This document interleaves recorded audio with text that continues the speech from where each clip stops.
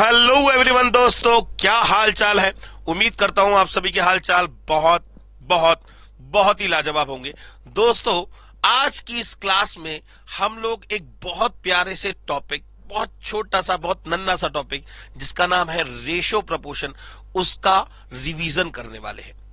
ये रिवीजन आपके लिए बहुत ज्यादा इंपॉर्टेंट है। क्यों? क्योंकि आपके पेपर पास आने वाले हैं और इसको करने के बाद आपको शायद दोबारा इस टॉपिक को पढ़ने की जरूरत नहीं पड़ेगी। तो दोस्तों, ये रेशो प्रपोर्शन बहुत अच्छा टॉपिक भी है, बहुत इंपॉर्टेंट भी है। एज अ चैप्टर नहीं, एज अ प्रैक्टिकल लाइफ में यूज के हिसाब से। तो दोस्तों, इस वन शॉट रिवीजन में हम सिर्फ ना ही रेशियो प्रपोर्शन के सारे कॉन्सेप्ट को पढ़ेंगे, बल्कि मैं आपको इस टॉपिक के अंदर यह भी सिखाऊंगा कि पेपर में हर क्वेश्चन को मैथमेटिकली सॉल्व करना जरूरी नहीं है। आपको क्वेश्चन को कैसे सॉल्व करना चाहिए, कैसे अपने टाइम को बचाना चाहिए, अगर आपको यह सीखना है तो दोस्तों ये वीडियो आपके लिए बहुत बहुत बहुत ज्यादा फायदेमंद होने वाली है। तो दोस्तों, आइए शुरुआत करते हैं अपने बहुत प्यारे से टॉपिक जिसका नाम है रेशियो प्रपोर्शन, उसके वन शॉट का। दोस्तों, मेरा नाम प्रोफेसर मयंक अग्रवाल और मैं पिछले 18 से 20 साल से पढ़ा रहा हूं इस क्लासेस, मतलब इन मैथ्स की क्लासेस को। अब फिलहाल इस टॉपिक के अंदर, इस लेक्चर के अंदर हम लोग क्या क्या मेन कंटेंट को देखने वाले हैं, पहले ये समझ लेते हैं। सबसे बड़ी बात, जब कभी भी आप इस टॉपिक का रिवीजन करेंगे, रेशियो प्रपोर्शन का, इस वीडियो को देखेंगे, तो आप पूरी वीडियो में देखेंगे कि आपको कोई भी फॉर्मूला या कोई भी शॉर्ट ट्रिक की रिक्वायरमेंट नहीं पड़ेगी याद करने के लिए। कोई भी फॉर्मूला नहीं चाहिए। अगर आपके पास में 11th-12th में मैथ्स नहीं थी, तब भी आप इन सारे क्वेश्चंस को, इस पूरे टॉपिक को बिल्कुल अच्छी तरीके से समझ सकते हैं, बल्कि आप दूसरों को बता भी सकते हैं। ठीक है ना दोस्तों? कंप्लीट लेक्चर होगा with revision in one shot. 100% conceptual knowledge मिलेगी आपको। कोई भी अदर मटेरियल की रिक्वायरमेंट नहीं पड़ेगी आपको। और ये जो रिवीजन लेक्चर है, वीडियो लेक्चर है, ये हर कॉम्पिटिटिव लेवल के लिए एप्लीकेबल है। माने जितना आपने इसमें पढ़ लिया, उसके बाद आप किसी भी कंपटीशन पे चले जाइए और अगर वहां पे रेशियो प्रपोर्शन का टॉपिक है तो शायद इसके बाहर कोई क्वेश्चन आपको नहीं मिलेगा। ठीक है ना? आइए शुरुआत करते हैं इस टॉपिक की, रेशियो की। तो दोस्तों, अगर मैं बात करूं रेशियो, और एक टॉपिक है एंड प्रपोर्शन। अगर आपको प्रपोर्शन को सही से समझना है तो सबसे पहले आपको रेशो को समझना पड़ेगा। माने ये प्रपोर्शन जो है ये टोटली लिंक करता है रेशो से। तो सबसे पहले रेशो की बात करेंगे। रेशो की बात करें तो रेशो का मतलब बेसिकली एक रिलेटिव कंपैरिजन से है। अब आप कहेंगे सर, कंपैरिजन और रिलेटिव कंपैरिजन, बहुत ध्यान से मेरी बात को सुनिएगा। कंपैरिजन की बात करें, कंपैरिजन करना मतलब किसी दो या दो से ज्यादा चीजों के बीच में क्या करना? तुलना करना, कंपेयर करना।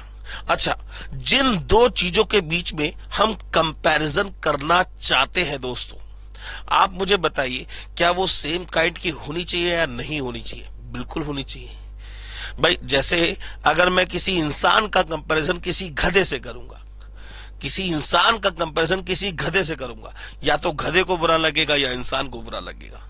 लेकिन किसी गधे का कंपैरिजन किसी गधे से करूंगा तो कोई दिक्कत वाली बात नहीं है। किसी इंसान का कंपैरिजन किसी इंसान से करूंगा तो भी कोई दिक्कत वाली बात नहीं है। माने जब कभी भी कंपैरिजन वर्ड आता है, हमें कभी भी तुलना करनी होती है, तो सबसे पहली जरूरी बात यह कि जिन चीजों के बीच में हम कंपैरिजन कर रहे हैं वो सेम काइंड की और सेम यूनिट की होनी चाहिए। यूनिट का मतलब, अब जैसे मैं चॉकलेट की बात करूं, एक चॉकलेट की मैंने क्यों बोला? क्योंकि आप लोग बच्चे हो, आपको शायद ज्यादा समझ में आएगी।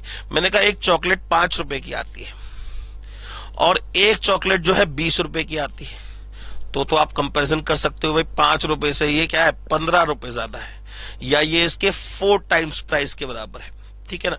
मैं कहूं ये चॉकलेट 5 रुपए की है और ये जो है 20 ग्राम की है, क्या कंपैरिजन पॉसिबल है? क्या कंपैरिजन पॉसिबल है? नहीं है।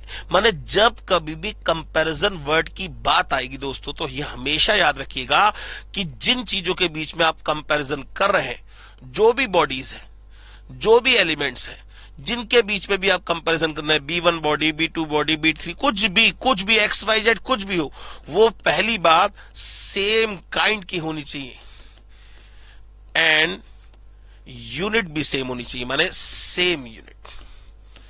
जिनके बीच में अभी आप कंपैरिजन कर रहे हैं वो सेम काइंड की होनी चाहिए, उनकी यूनिट भी सेम होनी चाहिए। दूसरी बात, अब कंपैरिजन की बात करें दोस्तों, तो कंपैरिजन दो तरीके का होता है, जरा ध्यान दीजिएगा आगे। कंपैरिजन दो तरीके का होता है, एक होता है एब्सोल्यूट कंपैरिजन और एक होता है रिलेटिव कंपैरिजन। कंपैरिजन की बात करें तो कंपैरिजन दो तरीके का होता है, एक एब्सोल्यूट और एक रिलेटिव। एब्सोल्यूट में जैसे मान लीजिए एक राम नाम का पर्सन है, इसकी एज है 45 इयर्स, ठीक है ना, और एक हरिलाल नाम का पर्सन है, इसकी एज है 15 इयर्स या 20 इयर्स। अब इनके बीच में मैं कंपैरिजन करना चाहता हूं, तो एक कंपैरिजन तो ये पॉसिबल है कि जो राम है ना वो हरिलाल से 25 साल छोटा है, सॉरी बड़ा है। राम जो है वो हरिलाल से 25 साल बड़ा है, या ये कहें हरिलाल जो है वो राम से 25 साल छोटा है। माने ये कहें कि Ram minus Harilal is equals to 25 years, यही तो लिखेंगे आप। तो ये जो कंपैरिजन कहलाता है दोस्तों, एब्सोल्यूट कंपैरिजन कहलाता है। मतलब यहां पे हम जो बात कर रहे हैं वो बात कर रहे हैं विद रिस्पेक्ट ऑफ यूनिट, वो हम बात कर रहे हैं विद रिस्पेक्ट ऑफ यूनिट। और मैं कहूं हरिलाल जो है वो राम के कितने टाइम्स के बराबर है, या हरिलाल जो है वो जो राम जो है वो हरिलाल के कितने टाइम्स के बराबर, माने जहां पे हम with respect of unit comparison करेंगे वो तो एक एब्सोल्यूट कंपैरिजन है, लेकिन जहां पे हम विदाउट रेस्पेक्ट ऑफ कंपैरिजन करना चाहेंगे, without respect of unit comparison करना चाहेंगे, वहां पे हम बात करते हैं रिलेटिव कंपैरिजन की। मतलब हमें क्या करना पड़ेगा, यहां पे राम अपॉन हरिलाल या हरिलाल अपॉन राम, वो मर्जी आपकी है। तो राम कितना था 45, हरिलाल कितने थे 20, तो रेशो कितना आ गया, ये 9 जा ये 4 जा, माने Ram ratio Harilal is equal to 9 ratio 4। तो ये कंपैरिजन हो गया। अब आप कहेंगे यहां कहां कंपैरिजन है सर, है ना, ध्यान से देखिए, ध्यान से देखिए। राम इज इक्वल टू, ये h को मल्टीप्लाई में ले जाइए, तो 9/4 ऑफ हरिलाल, और एक और अगर मैं उल्टा करना चाहूं तो Harilal equals to 4/9 of Ram. तो ये क्या है, ये भी तो एक कंपैरिजन ही हुआ, लेकिन यहां कहीं यूनिट के रेस्पेक्ट पे बात नहीं हुई, यहां कहीं भी यूनिट के रेस्पेक्ट पे बात नहीं हुई। तो ये क्या कहलाता है, ये कहलाता है रेशो, ये कहलाता है रेशो। अब देखिए रेशो की कभी कोई यूनिट आएगी ही नहीं, ratio is always a unit free number और अ प्योर नंबर, ठीक है ना। तो अब जरा ध्यान दीजिए, देखिए जरा पढ़िए, the relative comparison between two और more things which are of same kind and are of same unit is known as ratio. Ratio has no unit of itself and can never be negative. भाई comparison negative कैसे होगा, भाई बहुत ध्यान सुनना मेरी बात। मैं अगर आपसे कहूं प्लस के 5 एप्पल दिखा सकते हो, दिखा सकते हो भाई, एक एक करके 5 एप्पल आप मेरे सामने पेश करोगे, बात खत्म होगी। लेकिन अगर मैं आपसे कहूं माइनस के 5 एप्पल आप दिखा सकते हो, कहां से दिखाओगे, पॉसिबल ही नहीं है।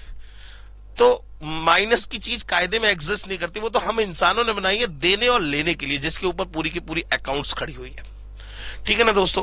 तो अब ratio is used in several cases of relative comparison. Ratio का यूज कई जगह दुनिया में बहुत जगह यूज किया जाता है, कहां पे, जहां कहीं भी रिलेटिव कंपैरिजन की बात होगी दोस्तों, ठीक है ना। तो अगर जैसे इसकी बात करो तो ये तो समझ में आ गया। अब इसी की जगह मैं दूसरा एक केस ले लेता हूं, थोड़ा सा समझाने के लिए ज्यादा अच्छा रहेगा आपको। अब अगर मैं मान लूं कि राम की एज जो है वो 15 साल और ये राम के फादर है हरिलाल, ये राम के फादर है, इनकी एज 45 साल। तो एब्सोल्यूट कंपैरिजन क्या होगा, राम के जो फादर है ना वो राम से 30 साल बड़े हैं, ये एब्सोल्यूट कंपैरिजन है।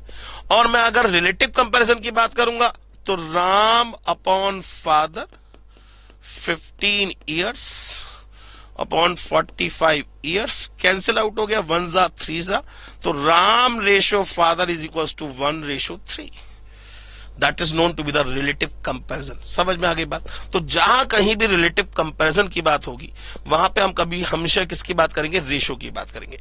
अच्छा, अगर मैं कहूं 2:3, 2:3 और मैं कहूं 4:5, इन दोनों रेशो में कौन सा रेशो बड़ा है? इन दोनों रेशो में कौन सा रेशो बड़ा है? 2/3 का मतलब क्या हुआ? 2/3 का मतलब क्या हुआ? 0.667। और 4/5 का मतलब क्या हुआ? 0.8। मैं पूछूं कौन सी वैल्यू बड़ी? आप कहोगे 0.8, तो मतलब सीधी सीधी बात है, ये वाला रेशो बड़ा है, ये वाला रेशो छोटा है। तो कौन सा रेशो बड़ा है, कौन सा रेशो छोटा है, इसमें कोई दिमाग लगाने की जरूरत नहीं है, सीधे सीधे वैल्यू डिवाइड करके निकाल लीजिए। ठीक है ना? क्लियर हो गई बात? अच्छा, अब अगर मैं एक एग्जांपल और पूछूं, जैसे मैं कहूं 2:1/3 रेशो 5:2/5, एक तो रेशो ये हुआ, और 3:2/7 रेशो 5:1/3, एक रेशो ये हुआ। बताओ इन दोनों में कौन बड़ा है? तो पहले इसे सही कर लीजिए, ये एक मिक्स नंबर है, 3 × 2 = 6 और 1 7/3 रेशो, 5 × 5 = 25 और 2 27/5। तो 7/3 इसको आप एक टाइप से डिवाइड मानिए, तो डिवाइड के साइन को जब मल्टीप्लाई में चेंज करते हो तो ये नंबर पलट जाता है 5/27। ठीक है ना? तो कुल मिला के वैल्यू कितनी आ गई? 35/81। अब इसको कैलकुलेटर पे निकाल लीजिए, ऐसे ही ये कर लीजिए, फिर कंपेयर कर लीजिए कि कौन सा रेशो बड़ा होगा, कौन सा रेशो छोटा होगा। बात समझ में आ गई दोस्तों? चलिए आगे बढ़ते हैं दोस्तों। अब it means if you want to find the comparison of two or more things in respect of other but in relative model, then you have to find the ratio between them। बात समझ में आ गई? जैसे अगर मैं कहूं, मान लीजिए दो क्वांटिटीज है, राम और उसकी सिस्टर है सीता, या राम या राहुल और उसकी सिस्टर है सीता, इनका रेशो दे रखा है 4:7। इसका मतलब ये 4/7। अगर मैं आपसे पूछूं कौन बड़ा होगा, तो देखिए ना, इसके सामने इसकी वैल्यू निकल कर आ रही है। राहुल की एज, अगर भाई एज की बात करूं, राहुल 4 साल का तो सीता 7 साल की, राहुल 40 साल का तो सीता 70 साल की, राहुल 20 साल का, राहुल 20 साल का तो सीता 35 साल की। माने देखिए ना, हमने क्या करा, यहां पे एक कॉमन नंबर की टेबल से काटा। हमने क्या करा, यहां पे एक कॉमन नंबर की टेबल से काटा। किसकी टेबल से? 15 की टेबल से। तो भाई हो सकता हो ये भी कुछ कट के आए हो, हम डायरेक्टली बराबर नहीं मान सकते, नॉट पॉसिबल। हम ये तो कह सकते हैं कि अगर राहुल 4x होगा तो सीता 7x होगी। अब चाहे वो एज हो, चाहे वो हाइट हो, चाहे वो कुछ भी हो, बात समझिए, चाहे पैसे कमाने वाली बात हो, कुछ भी हो सकता है। क्लियर हो गई बात? अच्छा, जैसे बिल्कुल सेम वे में, ऐसे ही मैं आपसे कहूं मिल्क और वाटर 7:2, माने एक गैलन है, इसमें मिल्क और वाटर 7:2 में, माने मिल्क की क्वांटिटी ज्यादा है, वाटर की क्वांटिटी कम है। मिल्क अगर मैं मल्टीप्लाई बाय 2 कर दूं बोथ साइड, 14 लीटर होगा तो वाटर 4 लीटर होगा। मिल्क अगर मैं मल्टीप्लाई बाय 3 कर दूं बोथ साइड, तो मिल्क अगर 21 लीटर होगा तो वाटर 6 लीटर होगा। मिल्क अगर 7x होगा तो वाटर 2x होगा। ये कंपैरिजन बताता है आपको। ठीक है ना? चलिए आगे बढ़ते हैं। हाँ, अब बात करते हैं फ्रैक्शन और रेशो की। फ्रैक्शन और रेशो ये दो अलग अलग चीजें हैं। फ्रैक्शन की बात करें तो फ्रैक्शन का मतलब a/b, और रेशो की बात करें तो a/b का मतलब a/b। यहां पे फ्रैक्शन की एक यूनिट होगी, जबकि रेशो की कभी कोई यूनिट नहीं होगी। फ्रैक्शन की हमेशा अपने आप में एक यूनिट होगी और रेशो की कभी कोई यूनिट नहीं होगी। फ्रैक्शन में ऊपर वाली क्वांटिटी को कहते हैं न्यूमरेटर, नीचे वाली क्वांटिटी को कहते हैं डिनोमिनेटर। जबकि अब देखिए, रेशो अलग चीज है, फ्रैक्शन अलग चीज है। तो रेशो में ऊपर वाली क्वांटिटी को कहते हैं एंटीसीडेंट और नीचे वाली क्वांटिटी को कहते हैं कॉन्सिक्वेंट। बात समझ में आ गई? क्लियर हो गई बात? जरा देखिए आगे, आपके सामने प्रेजेंटेशन है। फ्रैक्शन का मतलब द पार्ट ऑफ समथिंग, और रेशो का मतलब ratio is a relative comparison between two और more things which are of same kind and are of same unit. ठीक है ना? अच्छा, अगर हम बात करें तो फ्रैक्शन में ऊपर वाली क्वांटिटी को न्यूमरेटर, नीचे वाली क्वांटिटी को डिनोमिनेटर, और रेशियो में ऊपर वाली क्वांटिटी को एंटीसीडेंट, नीचे वाली क्वांटिटी को कॉन्स्क्वेंट कहते हैं। आगे बढ़ते हैं। अब जैसे एक एग्जांपल है, the ratio of the between Ram and his father is 1:3, जैसे अभी कराया था। तो इसका मतलब Ram upon father is equal to 1/3, माने Ram upon father is equal to 1/3। तो अगर मैं राम की बात करूं, आर इक्वल टू की बात करूं, तो क्या हो जाएगा 1/3 ऑफ एफ, यही लिखा हुआ है ऊपर। Ram's age is equal to 1/3 of his father's age. और बिल्कुल सेम वे में अब Ram upon father is equal to 1/3, अब उल्टा कर रहा हूं, तो फादर इज इक्वल टू कितना आ जाएगा, फादर इज इक्वल टू कितना आ जाएगा 3 times of age of Ram, 3 times of age of Ram. तो यहां पे क्या मिल रहा है आपको, एक कंपैरिजन ही तो मिल रहा है। तो रेशियो क्या है, रिलेटिव कंपैरिजन बिटवीन टू और more things which are of same kind and are of same unit. आगे बढ़ते हैं दोस्तों। तो अब जैसे इसके एग्जांपल्स है, थोड़ा सा हम स्पीडली काम करेंगे क्योंकि ये सारे क्वेश्चंस हम लोग, अगर आपने मेरे लेक्चर्स देखे हैं तो ये सब पढ़ चुके हैं, लेकिन फिर भी आपको सब कुछ समझ में आएगा। वो कह रहा है let us take an another example, total mixture ले लिया मान लीजिए 56 लीटर का, ठीक है ना। रेशियो ले लिया हमने milk upon water, water upon milk की जगह वाटर ले लीजिए, अगर मान लीजिए 16 लीटर, तो मिल्क कितना होगा 40 लीटर। अब अगर आपसे मैं पूछूं मिल्क अपॉन वाटर का रेशियो कितना होगा, तो 40/16, माने ये 10 जा, ये 4 जा, ये 5 जा, ये 2 जा, माने मिल्क अपॉन वाटर का रेशियो कितना आ जाएगा 5:2 कहलाएगा। मिल्क अपॉन वाटर का रेशियो क्या कहला जाएगा 5:2 कहलाएगा। बात समझ में आई या नहीं आई। अब इसको उल्टा कर लेते हैं। अब अगर आपको मान लीजिए रेशियो गिवन है, मान लीजिए आपको रेशियो गिवन है, इसको रब कर देते हैं। मान लीजिए आपको टोटल क्वांटिटी मिल्क अपॉन वो टोटल मिक्सचर दे रखा है 56 लीटर का, और मैंने कहा मिल्क अपॉन वाटर का रेशियो 3:4 है। तो बताइए मिल्क की क्वांटिटी कितनी होगी और वाटर की क्वांटिटी कितनी होगी। तो सबसे पहले तो टोटल मिक्सचर कितने लीटर का हो गया, ये 3x, ये 4x, ये कितना हो गया 7x। 7x को 56 के बराबर, तो x की वैल्यू 8, x की वैल्यू 8, तो मिल्क कितना हो जाएगा 24 लीटर, वाटर कितना हो जाएगा 32 लीटर। तो ये हो जाएगा 32 लीटर, ये हो जाएगा 24 लीटर। बात समझ में आ गई। क्वेश्चन बहुत सारे मिलेंगे अभी आपको। चलिए नेक्स्ट की बात करते हैं। अब क्वेश्चन दे रखा है जैसे आपके सामने, बहुत ध्यान से अब क्वेश्चन को सॉल्व करने का तरीका देखिएगा। क्वेश्चन हमें जल्दी से जल्दी सॉल्व करना है, ठीक है ना। आगे बढ़ते हैं जरा। कह रहा है if the ratio between the age of 2 person is 3:5, तो पहले की एज 3x, दूसरे की age 5x, and the difference between their ages is 18, माने इन दोनों के डिफरेंस कितना होगा 2x बराबर 18, तो x की वैल्यू 9, x की वैल्यू 9, तो एज हमने मानी थी 3x और 5x, माने कितना हो जाएगा 9 3 27 और 9 5 जा 45। अब वो कह रहा है then the age of the eldest person is 45 years. ये क्वेश्चन हो गया मैथमेटिकली, ठीक है ना। अगर बाई चांस ऑप्शन दे रखे होते, तो अगर देखिए अगर हम बात करें तो इसे ऑप्शन से भी सॉल्व कर सकते हैं। भाई कैसे, अगर हम बात करें तो उसने पूछा है the age of the eldest person, अगर हम 40 इयर्स एल्डेस्ट पर्सन की एज लिख के चले तो ये किसके बराबर होना चाहिए 5x के, क्योंकि छोटा यंगर कौन है 3x, एल्डेस्ट कौन है, एल्डर कौन है 5x, तो 5x के बराबर 40, तो x की वैल्यू 8, x की वैल्यू 8 लगाएंगे तो कितना आ जाएगा, यंगर की एज कितनी आ जाएगी 8 3 24।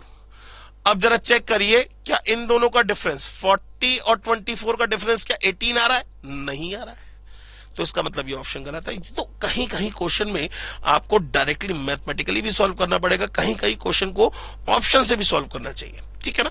आगे बढ़ते हैं। अब वो कह रहा है if the ratio between two numbers is 3:5 and the difference between their square is 64, then the numbers are. आप जरा ध्यान दीजिए, आपको दोनों नंबर गिवन है, तो मैं तो इसे मैथमेटिकली बिल्कुल सॉल्व नहीं करने वाला। भाई कह रहा है if the ratio between two numbers is 3:5, पहले चेक करिए क्या इसका रेशियो 3:5 आएगा, 3 की टेबल से कट जाएगा, बिल्कुल आएगा। क्या इसका रेशियो 3:5 आएगा, बिल्कुल आएगा। क्या इसका आएगा, ये तो नहीं आएगा। तो यह आंसर ए, बी या डी में से कोई एक होगा। वो कह रहा है and the difference between their square is 64, और इनकी बात कर रहा है, इनके स्क्वायर का डिफरेंस, माने इसका स्क्वायर कितना होगा 225, इसका स्क्वायर कितना होगा -81। क्या इनका डिफरेंस 84 आएगा, नहीं, तो ऑप्शन ए नहीं है। इसका स्क्वायर कितना हुआ 100, इसका स्क्वायर कितना हुआ 36, क्या इनका डिफरेंस 64 आ रहा है, यस, तो आंसर क्या हो गया बी हो गया। आप चाहे तो इसे ऑप्शन से भी कर सकते हैं, चाहे तो आप इसे मैथमेटिकली भी कर सकते हैं, लेकिन क्वेश्चन को ना देखिए, क्वेश्चन किस हिसाब से बात कर रहा है आपसे। चलिए नेक्स्ट क्वेश्चन की बात करते हैं। If the ratio between three numbers is 3, 5, 11, सबसे बड़ा नंबर 11, सबसे छोटा वाला 3, माने 11x 3x, ठीक है। And the sum of their square, इन सबके स्क्वायर का सम कितना कह रहा है 1395। तो लार्जेस्ट नंबर पूछ रहा है, पहले तो चेक करिए, लार्जेस्ट नंबर पूछ रहा है। अब लार्जेस्ट नंबर आपके हिसाब से कितना होना चाहिए 11x, तो 11x ये मान लिया, तो x की वैल्यू कितनी आ गई 2। तो नंबर्स होते 3x, 5x और 11x, माने ये हो जाता 6, 10 और 22। क्या इनके स्क्वायर का सम 1395 आएगा?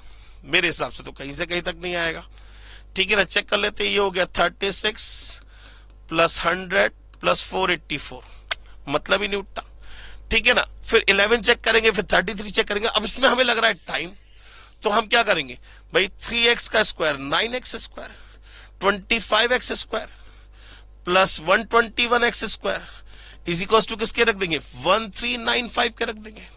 भाई देखिए ना, कह रहा है the sum of their square is 1395, तो इनका स्क्वायर 3x का स्क्वायर 9x स्क्वायर, 5x का स्क्वायर 25x स्क्वायर, 11 का स्क्वायर 121x स्क्वायर बराबर 1395। इसको जोड़ लीजिए, ये हो गया 130 और ये हो गया 155, तो x स्क्वायर बराबर 1395 डिवाइड बाय 55। कैलकुलेटर आपके पास है ही, जरा फटाफट से कर लीजिए, 1395 डिवाइडेड बाय 55 कितना आया, कुछ गड़बड़ हो रही है, 25 and the sum of their square, इनके स्क्वायर का sum 9x square, 25x square, 121x square, 130, 145 होगा, यहां 45 होगा, 45, तो 1395 डिवाइडेड बाय 45, 31,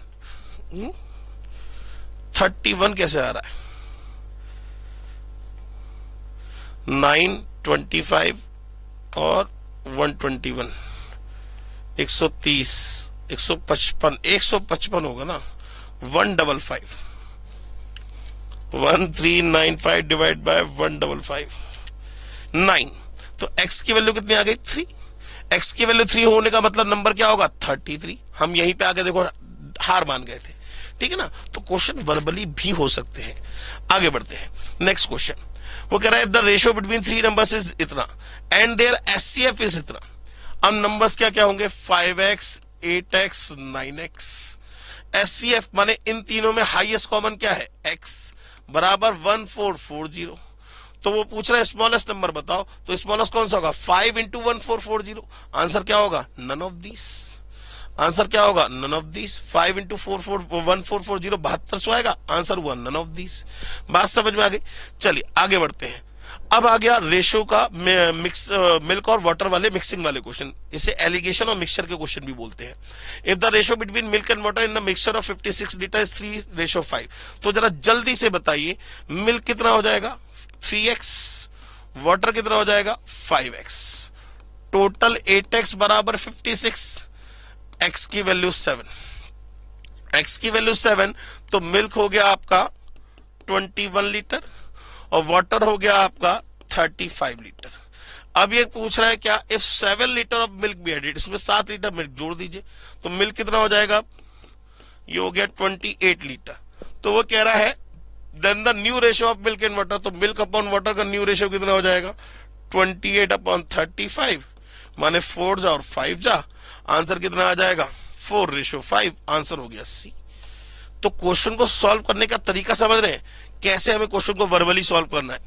वो कह रहा है if the ratio between milk and water in a mixture of 56 litre is 3:5। अब मिल्क हो गया 3x, वाटर हो गया 5x, टोटल हो गया 8x बराबर 56। देखिए लिखने में समय बीत रहा है। x की वैल्यू 7, मिल्क हो गया 21, वाटर हो गया 35। आगे वो कह रहे हैं 7 litre of milk, 7 litre milk और 5 लीटर वाटर जोड़ दिया तो 28/40, ये 7 की टेबल से चला गया, उससे वो 4 की टेबल से 7 जा और ये 10 जा, 7:10। Answer this. बात खत्म हो गई। करने का तरीका समझिए, करने का तरीका समझिए। देखिए मिल्क हो गया 3x, वाटर हो गया 5x, टोटल हो गया 8x बराबर 56, x की वैल्यू 7, मिल्क और वाटर पता कर लिया, जो जो ऐड करने को कहा वो ऐड कर दिया, नया रेशियो निकल आया, बात खत्म हो गई। Next question.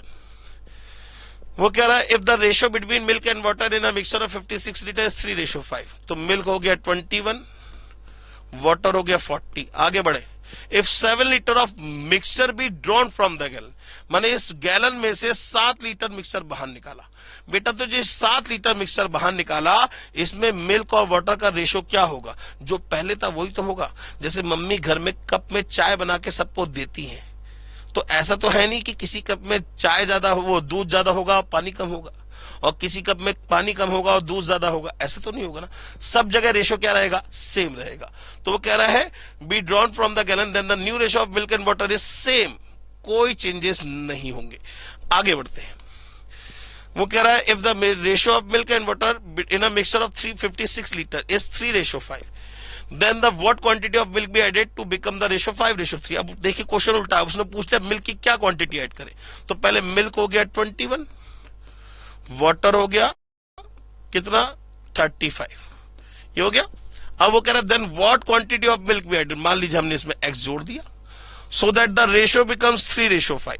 तो एक तो मैथमेटिकली ये है कि 21 प्लस x अपॉन 35 बराबर 5:3, तो ये हो गया 63, ये हो जाएगा 175 और में से 163 गया, तो x की वैल्यू कितनी आ जाएगी? 175 minus 63 divided by 3, 37.33, 112 divide by 3, ये बी वाला आंसर। ठीक है ना, बात समझ में आ गई दोस्तों? क्लियर हो गई बात? चलिए नेक्स्ट क्वेश्चन की बात करते हैं। अब वो कह रहा है find the ratio of milk and water in a mixture of 56 litre is 9:5। Change कर दिया, तो मिल्क हो गया 9x, वाटर हो गया 5x, टोटल हो गया 14x बराबर 56, x की वैल्यू 4, मिल्क हो गया 9 4 जा 36, वाटर हो गया 9 4 5 जा 20। ये कहानी खत्म। वो कह रहा है then what quantity of water be added, अब वाटर ऐड करना है, तो 36 upon 20 plus x, new ratio is 1:2, तो ये हो जाएगा 72 माइनस 20, 52 अपॉन 2, माने that is equals to 26 litre. नहीं 52 ही आएगा, सही है। कैसे करा? 2 6 36 जा 72 और 21 जा 20, तो माइनस 20 हो जाएगा, कितना बचेगा 52, और यहां पे x ही बचा, तो x की वैल्यू कितनी होगी 52। थोड़ी सी कैलकुलेशन तो आपको फास्ट करनी ही पड़ेगी, और चाहे तो ऐसे आप ऑप्शन से भी कर सकते हैं। ठीक है ना, चलिए नेक्स्ट क्वेश्चन की बात करते हैं। तो चलिए अब नेक्स्ट क्वेश्चन की बात करते हैं। क्वेश्चन कह रहा है if there are some coins of 25 paise 50 पैसे इन द रेशियो 8:5। ये क्वेश्चन भी कॉम्पिटिटिव लेवल पर बहुत पूछा जाता है। तो 25 पैसे के कॉइन मान लिया हमने 8x, ये 8x क्या है? कॉइन्स है। तो इनकी वैल्यू कितनी होगी? वैल्यू हमेशा देखिए ना, एक कॉइन की वैल्यू कितनी है? 25 पैसे, तो 8x कॉइन्स की वैल्यू कितनी होगी? तो 25 इंटू 8x बने कितना आ जाएगा? 200x पैसे। हमेशा वैल्यू अलग से निकाला करिए। 50 पैसे के कितने कॉइन्स हैं? 50 पैसे के कॉइन है 5x कॉइन्स है। जरा एक कॉइन की वैल्यू बताइए, एक कॉइन की वैल्यू कितनी है? 50 पैसे, तो 5x कॉइन की वैल्यू कितनी होगी? 250x पैसे। जोड़ लीजिए 450x। अब जरा देखिए the total money in the bag is 1170, माने इसको 11700 पैसे के बराबर। क्यों? क्योंकि ये रुपीस में कन्वर्ट है। यहां हमारा जो भी निकल रहा है ये पैसे में निकल रहा है। तो x की वैल्यू कितनी आ गई? 11700 डिवाइडेड बाय 450। x की वैल्यू 26, x की वैल्यू 26। तो आपसे पूछा द नंबर ऑफ 50 पैसे कॉइन, तो 5 इंटू 26 करेंगे, that is equal to 130 coins. बात समझ में आ गई दोस्तों? चलिए अगले क्वेश्चन की बात करते हैं। सारे क्वेश्चन से भी एक जैसे होने, अब इन्होंने ऑप्शन दे दिए तो कोई बात ही नहीं, हमने आंसर निकाल ही दिया। Next, if Anand earn ₹45 in 5 hours, तो Anand and while Praveen earn ₹90 in 10 hours, तो विच इज मोर प्रोडक्टिव? तो कौन ज्यादा प्रोडक्टिव है? तो हम क्या करेंगे, इनका रिलेटिव कंपैरिजन निकालना, तो पहले तो यूनिट सेम कर लेना, क्योंकि ये 45 रुपए कमाता है 5 घंटे में, ये 90 रुपए कमाता है 10 घंटे में। तो आनंद कितने कमाएगा भाई? 1 घंटे में कितने कमाएगा? 45/5 माने ₹9 पर आवर। और प्रमोद कितने कमाएगा? ₹90 divide by 10 that is equal to ₹9 per our.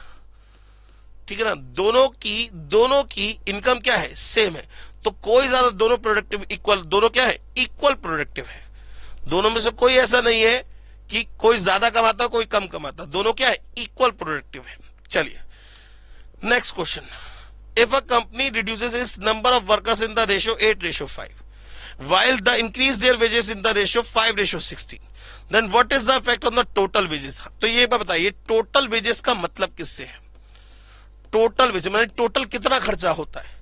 तो ये डिपेंड करता है ना कि आपके पास कितने नंबर ऑफ वर्कर हैं और आप उन्हें कितने वेज दे रहे हैं, माने कितने रुपए सैलरी दे रहे हैं और कितने आपके पास इतने वर्कर हैं।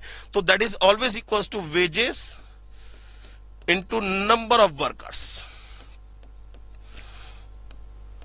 तो कभी भी टोटल वेज की बात करें तो अब जो एक बार बताइए, इसका जो रेशो होगा, ratio of total wages always equals to ratio of wages into ratio of number of wages होगा। तो हम डायरेक्ट क्या करें, इन दोनों रेशो को मल्टीप्लाई कर दें। 8:5 मल्टीप्लाई बाय क्या हो जाएगा? 5/16। ये कैंसिल, ये 1 जा ये 2 जा, माने क्या हो जाएगा? 1:2। इसका मतलब ये हुआ कि पहले अगर ये 1x रुपीस देता था टोटल में, तो अब 2x रुपीस देगा, माने अब खर्चा क्या हो गया? बढ़ गया। देखिए हर जगह आप रिलेटिव कंपैरिजन की ही बात करेंगे, चाहे आप क्वेश्चन में कुछ भी कर लीजिए, रेशो का मतलब ही रिलेटिव कंपैरिजन से है। आगे बात करते हैं, कॉन्टिन्यू रेशो की बात करें। अब कॉन्टिन्यू रेशो का मतलब क्या हुआ? जैसे ध्यान दीजिएगा, अगर मैं बात करूं A:B बराबर 2:3 है और मैं कहूं B:C बराबर 3:5 है, तो मैं बताऊं, मैं आपसे पूछूं तीनों का क्या कंबाइन पॉसिबल है? कॉन्टिन्यू पॉसिबल है? ABC तीनों का कंबाइन पॉसिबल है? तो सबसे पहले देखिए इन दोनों में कुछ कॉमन फैक्टर होना चाहिए। क्या है कॉमन? यहाँ पे B, यहाँ B कितना है? 3, और यहां भी B कितना है? 3, माने दोनों सेम आइडेंटिकल पोजीशन में है, तो हम इनको कंबाइन कर सकते हैं। तो रेशो क्या हो जाएगा? 2:3:5। तो रेशो क्या हो जाएगा? 2:3:5। लेकिन अगर बाई चांस आपके दिमाग में आए कि यहां सर 4 होता तब, तो सर इन दोनों को बराबर करते ना। कैसे बराबर करेंगे? कैसे बराबर करेंगे? हम क्या करें, इधर इंटू 4 कर दें और यहां इंटू 3 कर दे। भाई ये एक रिलेटिव कंपैरिजन है, तो प्लस और माइनस तो पॉसिबल नहीं हो सकता। ये एक रिलेटिव कंपैरिजन है तो प्लस माइनस तो पॉसिबल नहीं हो सकता, लेकिन मल्टीप्लाई डिवाइड तो पॉसिबल हो सकता है ना। अब देखिए ये भी 12 हो गया, ये भी 12 हो गया, तो A:B:C क्या हो जाएगा? 8, भाई ये 8 बन गया। Ratio 12 ratio 15। बात समझ में आ गई या नहीं आई? क्लियर हो गई बात? चलिए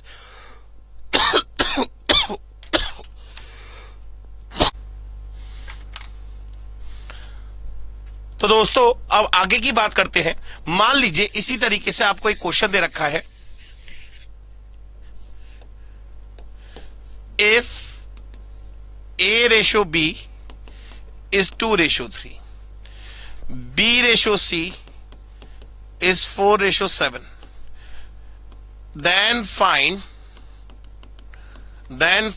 A plus B upon B plus C equals to what? ये क्वेश्चन दे रखा है, ठीक है ना। पहला क्वेश्चन तो ये है, और दूसरा क्वेश्चन आपसे पूछा गया है A:C बताइए, ये भी पूछा गया है, ठीक है ना। तो अब अगर इस क्वेश्चन की बात करें तो इन दोनों में कॉमन क्वांटिटी क्या है? सर यहां भी है, यहां भी है, माने इसे लिखेंगे A/B is equals to 2/3 और इसे लिखेंगे B/C is equals to 4/7। इसमें B की वैल्यू 3, इसमें B की वैल्यू 4। दोनों को बराबर करने के लिए क्या करें? इंटू 3 कर दे और यहां इंटू 4 कर दे। तो A:B:C माने कंबाइंड रेशो क्या निकल आएगा? इसका कॉन्टिन्यू रेशो क्या निकल आएगा? 8:12:21। अब ये याद रखिएगा दोस्तों कि कभी भी आपको रेशो गिवन हो और आपसे जो पूछा गया वो भी एक रेशो, तो आप डायरेक्ट वैल्यू लगा सकते हैं। मतलब A की जगह आप सीधे सीधे क्या लगा देंगे? 8, B की जगह 12 और C की जगह 18, वो 21 जरा लगा दीजिए। तो 8 + 12 हुआ 20 और B + C 12 + 21 हुआ 33। तो इसका आंसर कितना आ जाएगा? 20:33। अच्छा A:C क्या निकल आएगा? डायरेक्ट ये निकल आएगा 8:21। चाहे तो इस सेकंड वाले पार्ट को आप ऐसे भी कर सकते थे कि A/B बराबर आपको 2/3 दे रखा है और b अपॉन c बराबर आपको 4/7 दे रखा है। तो इन दोनों में b कॉमन है। अगर मैं इन दोनों को मल्टीप्लाई कर दूं तो a upon B into B upon C कितना हो जाएगा 2/3 इंटू 4/7। b से b कैंसिल, तो ये आंसर देखिए सेम आ गया 8:21 जो हमने वहां निकाला था। तो आप इन सारे क्वेश्चंस को वर्बली कर सकते हैं। अच्छा, अब अगर बाई चांस क्वेश्चन कुछ इस तरीके से दे रखा है कि इफ a/2 बराबर b/3 बराबर c/7, तो जरा ध्यान से समझिए। अगर मैं आपसे पूछूं a/b/c कितना होगा, तो मैंने इक्वल्स टू k मान लिया, तो a की वैल्यू 2k, b की वैल्यू 3k और c की वैल्यू 7k लगा सकता हूं। तो रेशो कितना आ जाएगा 2:3:7 आ जाएगा। भाई k तो कॉमन लेके कैंसिल आउट हो गया, तो a/b/c कितना आ गया 2:3:7 आ गया। मतलब मैं चाहूं तो डायरेक्ट देख सकता हूं कि अगर a/2 बराबर b/3 बराबर c/7, तो a/b/c क्या होगा 2:3:7 होगा। ठीक है ना। अगर इसी तरीके से मैं आपको कहूं 2a/3 बराबर 3b/4 बराबर 3c/5, और मैं आपसे पूछूं a/b/c बताइए, तो क्या करेंगे 2/3 का उल्टा 3/2, 3/4 का उल्टा 4/3, 3/5 का उल्टा 5/3।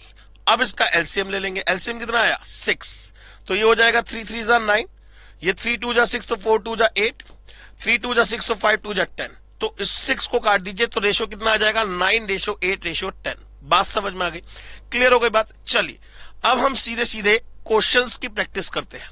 ठीक है ना, जरा जल्दी से देखिए। a/b गिवन है, आपसे ये वैल्यू पूछा है। जरा ध्यान से देखिए, जो पूछा गया वो भी एक रेशो है, तो हम डायरेक्ट वैल्यू को पुट कर सकते हैं। माने a की जगह हम 3 और b की जगह 4 पुट कर दे, तो 3 2 जा 6, 4 3 जा 12, 3 2 जा 3 3 जा 9 प्लस 4 4 जा 16, माने ये हो जाएगा 18:25। 18:25 का मतलब आंसर हो गया ए। अब ये देखिए, if x/y is equal to 3:4, और जो पूछा गया वो भी एक रेशो है, तो आप डायरेक्ट वैल्यू पुट कर सकते हैं। माने x की जगह 3 और y की जगह 4, तो 3 का स्क्वायर 9, 4 जा 36 प्लस 3 इंटू 4 का स्क्वायर 16, 16 3 जा 48, माने ये कितना आ जाएगा, ये हो जाएगा 84।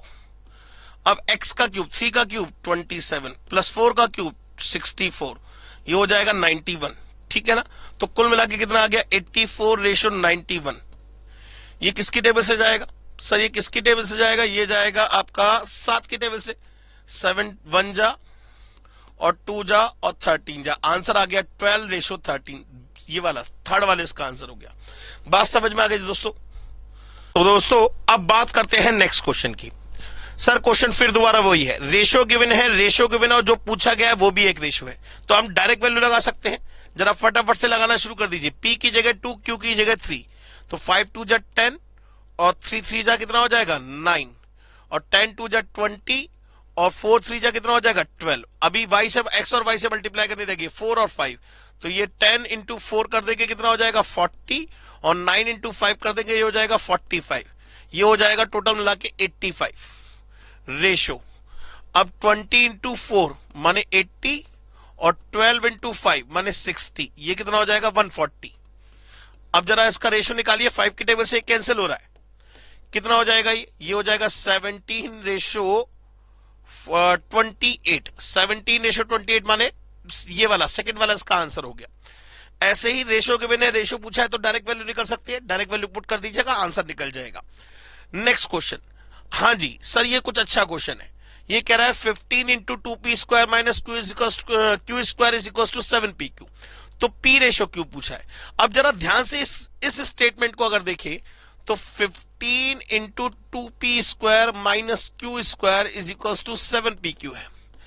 अगर मैं इस pq को अपॉन में ले आऊं तो 2p² minus q square is equal upon pq is equal to कितना हो जाएगा 7/15। इस 15 को अपॉन में ले गया, इस 7 को इस pq को उठा के इधर ले आया।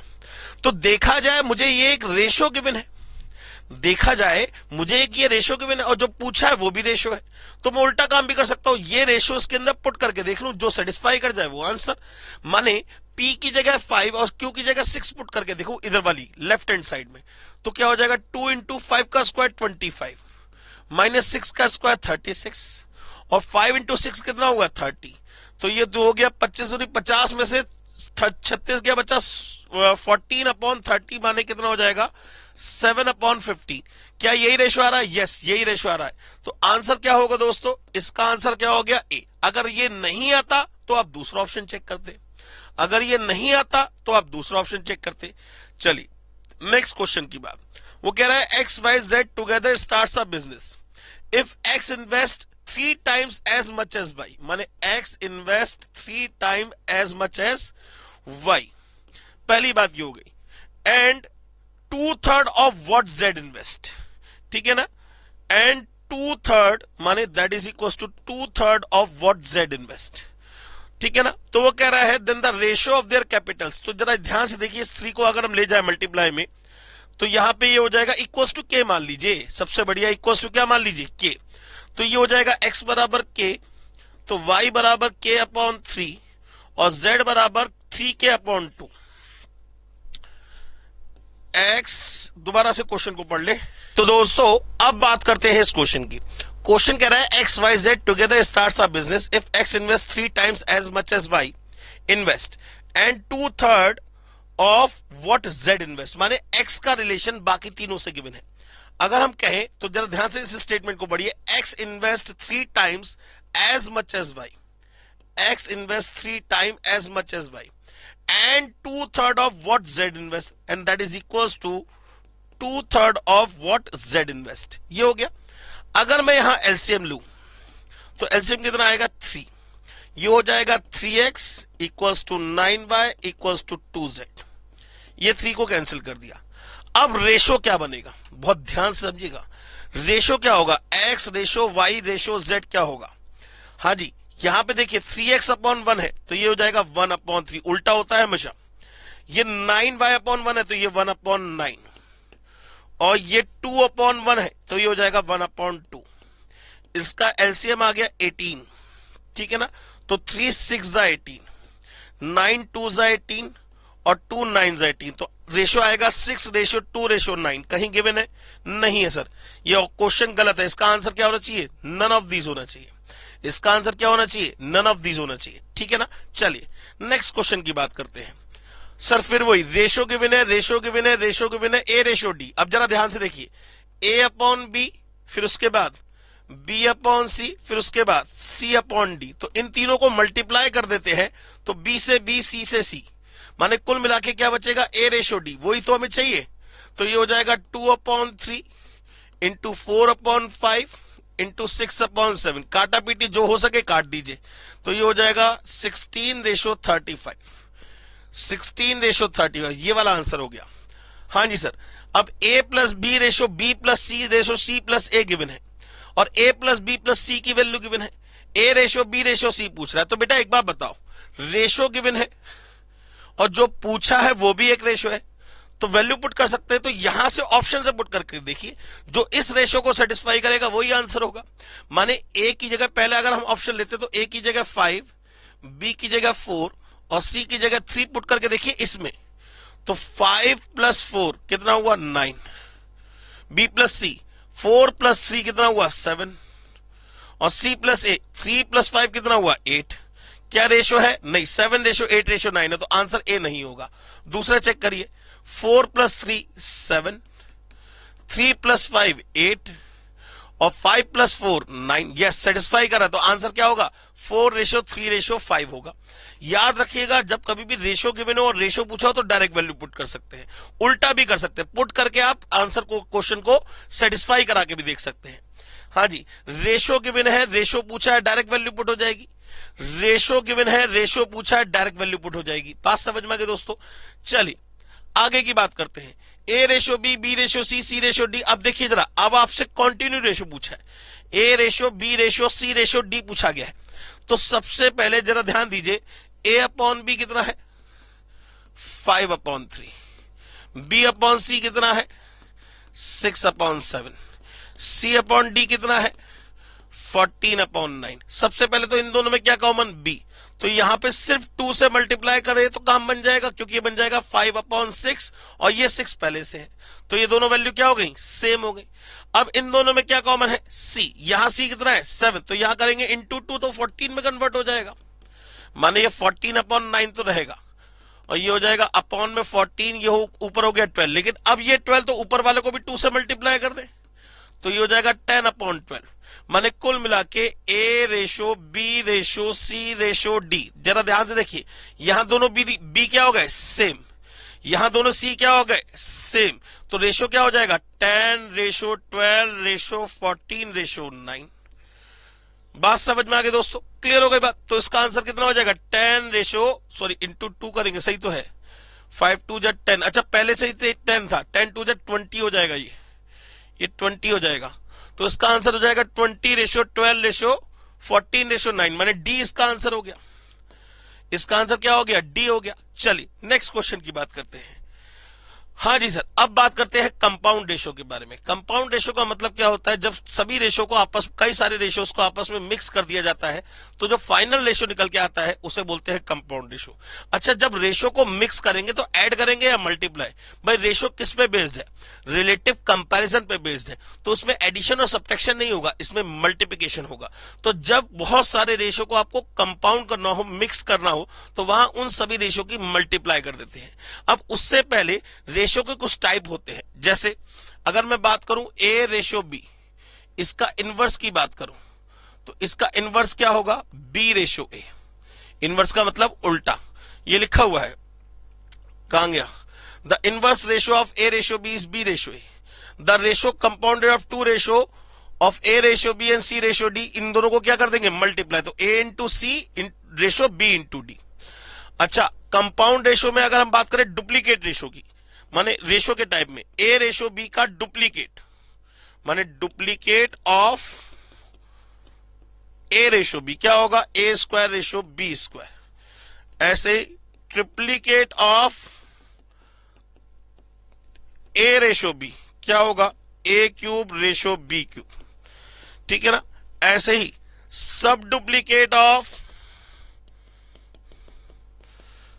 a रेशो b क्या होगा, under root of a upon b, और सब ट्रिप्लीकेट में क्या आ जाएगा, क्यूब रूट, ये छोटा सा 3 है यहां लगा हुआ है, cube root of a ratio cube root of b। बात समझ में आ गई दोस्तों। चलिए आगे बढ़ते हैं। अब जैसे क्वेश्चन है, एक क्वेश्चन ले लेते हैं। क्वेश्चन है, if a ratio b is sub duplicate of a minus x ratio b minus X, then find x। तो आपको x की वैल्यू फाइंड करनी है। तो a ratio b, a upon b is sub duplicate of a minus x ratio b minus X, ये है। अब इस स्क्वायर रूट को अगर हटाना है तो बोथ साइड क्या करनी पड़ेगी, स्क्वायरिंग, तो ये हो जाएगा a square upon b square is equal to a minus x ratio b minus x. अब इसको डायरेक्ट मल्टीप्लाई कर दीजिए, तो ये हो जाएगा a square b minus a square x बराबर ये b स्क्वायर होगा, तो b square a minus b square x। x की वैल्यू निकल जाएगी, कैसे निकालेंगे, x से रिलेटेड क्वांटिटी एक तरफ, बाकी क्वांटिटी एक तरफ, माने इसको उठा के इधर ले जाइए, इसको उठा के इधर ले आइए, तो ये हो जाएगा a square b minus b square a, और ये हो जाएगा a square x minus b square x। Common क्या आएगा, x, क्या जो इसमें कॉमन क्या आया, ab, क्या बचेगा a माइनस b, नीचे क्या आएगा a square minus b square which is equal to a minus b और a प्लस b, ये कैंसिल आउट हो गया, आंसर क्या बच गया, ab upon a plus b। बात समझ में आ गई दोस्तों। तो इस टाइप के क्वेश्चन भी आपको पेपर में मिल सकते हैं। हाँ जी sir, the ratio compounded of, इन सबका कंपाउंड रेशो निकालना है, तो 2/3 इंटू 9/4 इंटू 5/6 इंटू 8/10। इसमें तो हम मायरे काटा पीटी में, 5 2 जा 10, 2 से 2, और 4 2 जा 8, 2 3 जा 6, 3 3 जा 9, आंसर आ गया 1:1। The sub duplicate of this, इसका सब डुप्लीकेट माने अंडर रूट ऑफ 25/36, 5/6। हाँ जी sir, the duplicate of 3 ratio 4 माने 3/4 का whole square, 9/16। The triplicate of 2 ratio 3, 2/3 का होल क्यूब, ये हो जाएगा 8/27। Next, the sub triplicate of 8:27। 8 किसका क्यूब होता है? 2 का। 27 किसका क्यूब होता है? 3 का। तो आंसर आ गया 2:3। The ratio compounded of 4:9, 4:9 and the duplicate ratio of this, इसका डुप्लीकेट क्या हो जाएगा? 9/16। 9 से 9, 4 1 जा, ये 4 जा, आंसर आ गया 1:4। The ratio compounded of 4:9, the duplicate ratio of 3:4 माने 9/16 and the triplicate ratio of 2:3। Triplicate 2 का क्यूब कितना हो गया? 8 और 3 का क्यूब कितना हो गया? 27 एंड 9/7। तो 9/7 का यहां ट्रिप्लीकेट नहीं होगा, यहां 9/7 का ट्रिप्लीकेट नहीं होगा। यहां जो एंड है वो लास्ट वाले वर्ड के लिए आया है, लास्ट वाले नंबर के लिए आया है, ठीक है ना। तो 9 से 9, 4 4 जा 16, 4 2 जा 8, 9 3 जा 27, आंसर आ गया 2:21। C is the answer. The ratio compounded of 4:5, 9/7, triplicate of 3:4 माने 27/64 and the triplicate ratio of 2:3 माने 8/27 इज, पूछ रहा है तो 27 से 27, 8 8 जा कट गया, ठीक है ना। 4 2 जा 8 कट गया, और कुछ कट रहा है? नहीं कट रहा है सर। 9:7 5 जा 35, 2 जा 70, 9:70। D is the answer. 9:70 का मतलब डी इज द आंसर। बात समझ में आ गई दोस्तों? चलिए नेक्स्ट, रेशो गिवन है, रेशो पूछा है, डायरेक्ट वैल्यू पूछ सकते हैं, रिपीटेड क्वेश्चन है। अब जरा क्वेश्चन को ध्यान से देखिए, ये वाला क्वेश्चन कह रहा है if P ratio Q is the sub duplicate of P minus x square ratio Q minus x square, जैसे मैंने अभी आपको कराया था। If P ratio Q is the sub duplicate of P minus x square ratio Q minus x square. अब एक बात बताइए, इस रूट को अगर हटाना है तो बोथ साइड क्या करनी पड़ेगी? स्क्वायरिंग। तो यहां काट के इसे स्क्वायर कर दे और हाथों हाथ क्या कर दे? Cross multiply. तो ये हो जाएगा P square Q minus P square x square बराबर Q square P minus Q square x square. अब आपको देखिए वैल्यू किसकी निकालनी है? एक्स स्क्वायर की। तो जरा ध्यान से देखिए, इसको उठा के इधर ले जाए तो इन दोनों में क्या कॉमन? X square. जो बचेगा वो डिवाइड में जाएगा, क्या जाएगा? P square minus Q square, क्योंकि ये नेगेटिव था इधर जाके पॉजिटिव हो गया होगा। तो P square minus Q square ये लिख दिया। अब बाकी ये वाली क्वांटिटी उठ के इधर जाएगी, तो इन दोनों में क्या कॉमन? P Q. क्या बचेगा? P minus Q. अब इसे काट के लिख सकते हैं पी माइनस क्यू और पी प्लस क्यू। तो पी माइनस क्यू से P minus Q cancel, x square की वैल्यू क्या आ गई? P Q upon P plus Q, P Q upon P plus Q. Answer हो गया ये वाला, सी वाला। Next, if 2s ratio 3t माने 2s upon 3t is the duplicate माने इसका square 4s square plus p square minus 4sp। आप कहेंगे ये कहां से आ गया? सर a माइनस बी का whole square, a square plus b square minus 2ab upon, इसमें भी लगेगा तो 9t square plus p square minus 6tp। अब क्या कर देंगे? Cross multiply. ये हो जाएगा 18st square plus 2sp square minus 12stp is equals to 12s square t plus 3tp square minus 4stp, वो सॉरी 12stp। ये कैंसिल आउट हो गया। अब आप देखिए जरा, वैल्यू दे रखी है पी स्क्वायर की टर्म में, माने पी से रिलेटेड क्वांटिटी एक तरफ, बाकी क्वांटिटी एक तरफ। तो इसको उठा के इधर ले आ रहे हैं। इन दोनों में क्या कॉमन?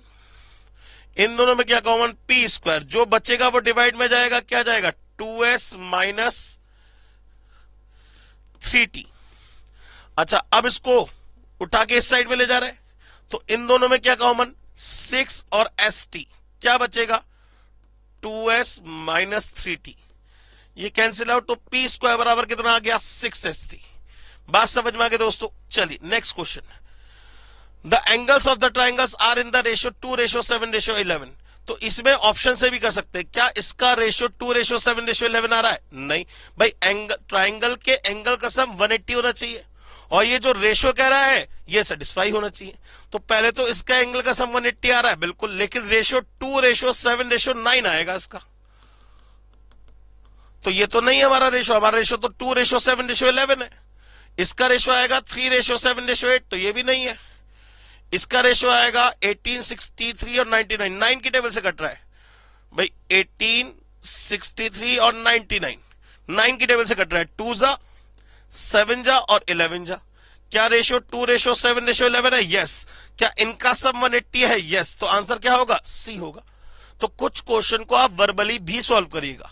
नेक्स्ट क्वेश्चन वो कह रहा है find in what ratio will the total wages of the worker of the factory be increase or decrease if there be the number of the ratio 15:11 and 22:25। Total wages में क्या changes आएंगे? तो क्या करें, इन दोनों रेशियो को क्या कर दें, मल्टीप्लाई 15/11 इंटू 22/25। 11 2 जा, ये 3 जा, ये 5 जा, रेशियो आ गया 6:5। माने पहले से अगर 6 रुपए देने पड़ते थे तो अब इसे 5 रुपए देने पड़े, माने टोटल वेजेस में क्या हुआ, रिडक्शन हुआ। The number which when subtracted from each of the term this reduces to 1:4। ऐसा कौन सा नंबर इसमें से सब्ट्रैक्ट करें दोनों में से जिससे 1:4 में कन्वर्ट हो जाए? अगर हम 15 सब्ट्रैक्ट करते हैं तो 19 में से 15 गए 4 और 31 में 15 गए 16। क्या ये रेशियो 1:4 आएगा? बिल्कुल आ रहा है, देख रहा हूं 4 की टेबल से कट जाएगा, ठीक है ना। तो आंसर क्या हुआ? ए हुआ। माने हमने यहां कोई मैथमेटिक्स की क्वेश्चन बनाए नहीं, हमने इसे वर्बली सॉल्व कर दिया। चलिए next question. PQR are 3 cities. The ratio of average temperature of P and Q is 11:12. P upon Q दे रखा है 11/12, and that between P and R, और P और R का रेशियो कितना गिवन है आपको? 9/8। आपसे पूछा है Q रेशियो R। अब जरा देखिए इन दोनों में क्या कॉमन है? P कॉमन है। तो हम एक काम करें, हमें Q ऊपर चाहिए, इसको पलट ले तो Q अपॉन P और इसको मल्टीप्लाई कर दे इंटू P अपॉन R। तो P से P कैंसिल होके, P से P कैंसिल होके हमारे पास क्या आएगा? Q रेशियो R निकल के आएगा। अब जरा वैल्यू भी लगा दी, तो इसको पलटा था हमने, तो 12/11 इंटू 9/8। ये 4 की टेबल से 3 जा, ये 2 जा, ये हो जाएगा 27:22। B is the answer. 27:22, B is the answer. The ratio of two quantities is 3:4. If the antecedent is 15, माने क्वांटिटीज होंगी 3x और 4x। 3x माने ऊपर वाली क्वांटिटी किसके बराबर? 15। तो x की वैल्यू कितनी आ गई? 5। x की वैल्यू 5, तो कॉन्स्क्वेंट कितना हो जाएगा? 20। कॉन्स्क्वेंट कितना हो जाएगा? 20। बात खत्म हो गई। चलिए आगे बढ़ते हैं। दो कह रहा है the numbers are in the ratio 2:3. If 4 be subtracted from each, then they are in the ratio 3:5. The numbers are, अब देखिए दोनों नंबर्स गिवन है। सबसे पहला कह रहा है the two numbers are in the ratio 2:3. क्या इसका रेशियो 2:3 आएगा? आएगा। वो कह रहा है if 4 be subtracted from each, हर एक में से 4 घटाओ, तो 16 में से 4 गए 12 और 24 में से 4 गए 20। क्या इसका रेशियो कितना हो जाएगा? 4 की टेबल से कट जाएगा, 3:5 हो जाएगा। यस। तो आंसर क्या हो गया? ए हो गया। आंसर क्या हो गया दोस्तों? ए हो गया। क्वेश्चन करने का तरीका समझिए। कह रहा है the ratio between the speed of two train is 7:8। माने S1 अपॉन S2 बराबर 7/8 है। माने 7x 8x, इतने किलोमीटर पर आवर, इतने किलोमीटर पर आवर। अब वो कह रहा है the second train runs 400 kilometre in 5 hours. तो स्पीड ऑफ सेकंड ट्रेन क्या हो जाएगी भाई? स्पीड बराबर क्या होता है? डिस्टेंस अपॉन टाइम, माने 400/5 माने 80 किलोमीटर पर आवर। अब हमारे हिसाब से सेकंड ट्रेन की स्पीड क्या है? 8x के बराबर है।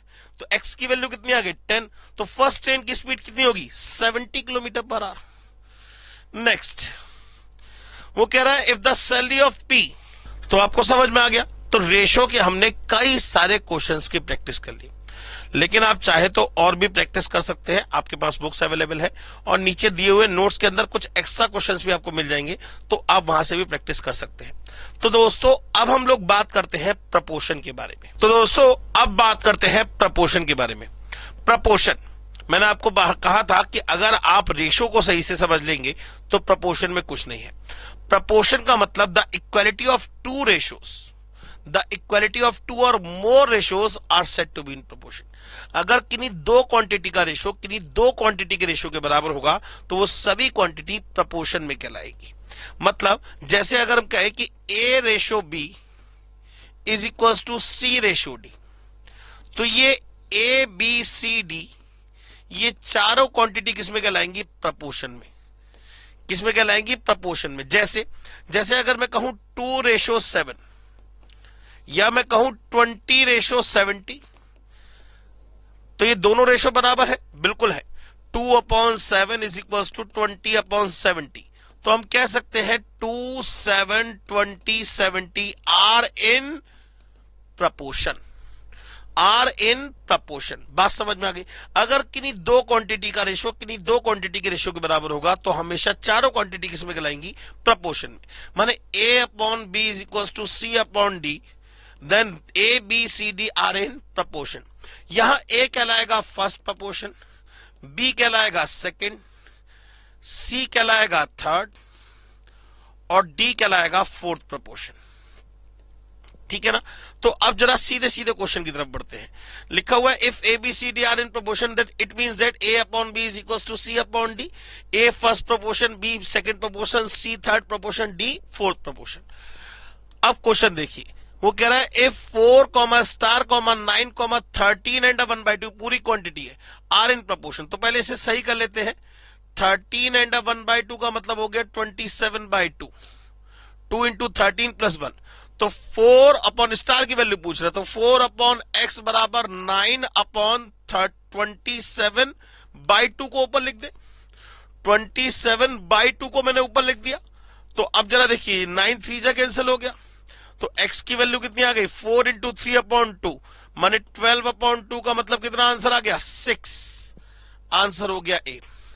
कह रहा है the fourth proportion of this, इसका फोर्थ प्रपोर्शन पूछ रहा है। भाई फोर्थ प्रपोर्शन माने let the fourth proportion be x, गरीबों का सहारा x है हमारा। तो 2a स्क्वायर और c और लास्ट पे फोर्थ प्रपोर्शन पे हो गया x। अब ये चारों क्वांटिटी किसमें हो गई? प्रपोर्शन में। तो 2a/a स्क्वायर बराबर c/x, एक a से a कैंसिल, तो x की वैल्यू कितनी आ गई? AC/2। x की वैल्यू कितनी आ गई? AC/2। Next, if 4 numbers 1/2, 1/3, 1/5, 1/x are in proportion, x की वैल्यू पूछ रहा है, माने 1/2 ratio 1/3 is equal to 1/5 ratio 1/x। अब जब रेशो के साइन को, ये रेशो माने डिवाइड का साइन, मल्टीप्लाई में चेंज करेंगे तो ये वाला नंबर पलट जाएगा 3/1 और 1/5 इंटू में x/1। तो x की वैल्यू कितनी आ जाएगी? 5 3 जा 15/2। 15/2 माने C is the answer. Next कह रहा है if 12, 16, star, 20 are in proportion. तो स्टार की वैल्यू पूछ रहा है, माने 12/16 इज इक्वल टू x/20। ये 4 जा, सॉरी ये 3 जा, ये 4 जा, तो x की वैल्यू कितनी आ जाएगी? 23 जा 60/4 का मतलब 15। ये हो गया आंसर 15। बात समझ में आ गई? अब हम बात करते हैं कॉन्टिन्यू प्रपोर्शन की। ये कहता है कि if ABC are in proportion, अगर तीन क्वांटिटी प्रपोर्शन में है तो इसका मतलब एक ना एक क्वांटिटी कॉमन में रही होगी, जो दोनों रेशो में क्या रहेगी? कॉमन रहेगी। It means A/B is equal to क्या होगा? C/D तो हो नहीं सकता, B/D होगा, क्योंकि C तो अवेलेबल ही नहीं है। ठीक है ना? यहां पे C आएगा, यहां A/B इज इक्वल टू क्या होगा? B/C के। D तो अवेलेबल ही नहीं है हमारे पास। बात समझ में आ गई? तो अगर A/B is equal to B/C है, माने एक क्वांटिटी दोनों रेशो में क्या है? कॉमन है। तो ऐसे प्रपोर्शन को क्या कहते हैं? ऐसे रेशो को, प्रपोर्शन को क्या कहते हैं? कॉन्टिन्यू प्रपोर्शन बोलते हैं। मतलब क्या हुआ दोस्तों? जरा ध्यान से समझिएगा। यहां पे A जो है फर्स्ट प्रपोर्शन, C जो है वो थर्ड प्रपोर्शन, लेकिन B दोनों में कॉमन है तो क्या कहलाता है? Mean proportion. क्या कहलाएगा? Mean proportion. अब जरा देखिए दोनों फर्क क्या हुआ। अगर ABCDEF आर इन प्रपोर्शन है, सिर्फ प्रपोर्शन बोला है, तो A/B is equal to C/D is equal to E/F के होगा। लेकिन अगर इसने कहा ABCDE and F are in continue proportion, तो a upon b is equal to b upon c is equal to c upon d is equal to e, d upon e is equal to e upon f के होगा। तो ये quantity वे में चलेगा, माने एक न एक क्वांटिटी हमेशा कॉमन रहेगी। बात समझ में आ गई। चलिए अगली बात करते हैं। जैसे क्वेश्चन कह रहा है the mean proportion of between 1.4 and 5.6। अब देखिए आपके पास सिर्फ दो ही क्वांटिटी है, इसका मतलब कुल मिला के आपसे पूछा गया मीन प्रोपोर्शन, माने थर्ड पूछ रहे, वो मीन पूछ रहा है आपसे। तीन क्वांटिटी हो गई। तीन क्वांटिटी प्रोपोर्शन में कब होंगी? जब वो कॉन्टिन्यू प्रोपोर्शन में होंगी। और मीन का मतलब कौन सा वाला पूछा है? बीच वाला पूछा है, माने 1.4 x 5.6 आर इन प्रोपोर्शन, ये प्रोपोर्शन में होंगे। माने 1.4 अपॉन x बराबर x अपॉन 5.6, एक्स स्क्वायर बराबर कितना हो जाएगा? 1.4 इंटू 5.6, इसका अंडर रूट 2.8। तो x की वैल्यू कितनी आ गई? 2.8।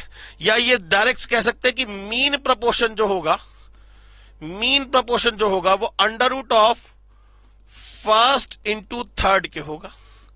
मीन प्रोपोर्शन हमेशा क्या होगा? Under root of first into third के होगा। अगले वाले पे आ जाइए। हाँ जी sir, the number 14, 16, 35, 42 are not in proportion. ये कह रहा है प्रोपोर्शन में नहीं है, नहीं होंगे साहब। वो कह रहा है the fourth term for which they will be in proportion, माने 42 की जगह ऐसा क्या रखे जिससे प्रोपोर्शन में हो जाए? तो 14 upon 16 is equal to 35 upon x. तो x की वैल्यू कितनी आ गई? 35 इंटू 16 अपॉन 14। 4 की टेबल से कट गया, 5 जा, और ये हो जाएगा 2 8 जा, कितनी आ गई? 40। आंसर कितना हो गया? 40। क्लियर हो गई बात दोस्तों। चलिए नेक्स्ट क्वेश्चन। वो कह रहा है the mean proportion of 12x square and 27y square. तो सीधे सीधे मीन प्रोपोर्शन क्या होगा? Under root of 12x square into 27y square. X square का तो अंडर रूट एक्स आ गया, वाई स्क्वायर का वाई आ गया, 27 इंटू 12 कर लीजिए। 27 इंटू 12 जो निकल के आया उसका अंडर रूट माने 18, माने कुल मिला के क्या आ गया? 18xy is the answer. वो कह रहा है next the third proportion of 12 and 18। Third proportion मतलब थर्ड नंबर पे हम एक्स रख ले रहे, तो 12 अपॉन 18 बराबर 18 अपॉन एक्स। x की वैल्यू आ गई 324 divide by 12, 324 divide by 12, 27 is the answer. Next कह रहा है the number which has the same ratio to 26 that 6 has to 13। The number which has the same ratio to 26, वो number बताइए जिसका 26 से जो रेशियो है वही 6 का 13 से है। तो x अपॉन 26 बराबर 6 अपॉन 13। तो x की वैल्यू कितनी आ गई? 12 आ गई। None of this. 2 इंटू 6 करेंगे 12 आएगा। ठीक है ना, बात समझ में आ गई दोस्तों। अब लास्ट में ये है प्रॉपर्टीज ऑफ प्रपोर्शन। ये कहता है कि if A B C D are in proportion तो then a upon B is equal to क्या होता है? c upon D. फिर उसके बाद प्रॉपर्टीज ऑफ प्रपोर्शन इन्वर्टेंडो, माने इसका इनवर्स b अपॉन a बराबर d अपॉन c होगा। b अपॉन a बराबर c अपॉन डी। देखिए ना, a अपॉन b बराबर c अपॉन डी है, तो b अपॉन a बराबर d अपॉन c होगा। ऑल्टरनेंडो में इन दोनों को चेंज कर सकते हैं।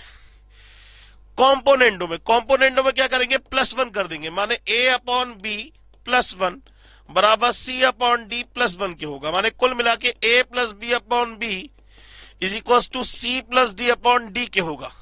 तो ये हो गई कॉम्पोनेंडो की प्रॉपर्टी। देखिए जरा, ये कॉम्पोनेंडो। डिविडेंडो में जैसे +1 किया था वैसे -1 कर देंगे, तो a minus b upon B is equal to c minus d upon d के होगा। अब बात करते हैं कॉम्पोनेंडो एंड डिविडेंडो, इन दोनों को मिक्स कर दिया जाएगा, तो a plus b upon a minus b is equal to c plus d upon c minus d के होगा। इसके अलावा दो प्रॉपर्टी मैं आपको और बता देता हूं। एक होती है एडेंडो, कि a upon b is equal to c upon d is equal to a plus c upon b plus d. और एक होती है सब्ट्राहेंडो, माने a upon b is equal to c upon d is equal to a minus c upon b minus d. ठीक है ना, तो ये क्या कहलाती है? प्रॉपर्टीज ऑफ प्रोपोर्शन कहलाती है। बस दोस्तों, यहां पे आपका रेशियो प्रोपोर्शन का पूरा रिवीजन हो चुका है। इसके अलावा आपको कुछ भी पढ़ने की जरूरत नहीं है। तो आज के लिए थैंक यू वेरी मच। उम्मीद करता हूं ये आपको समझ में आएगा। Thank you very much. God bless you. Take care and bye bye.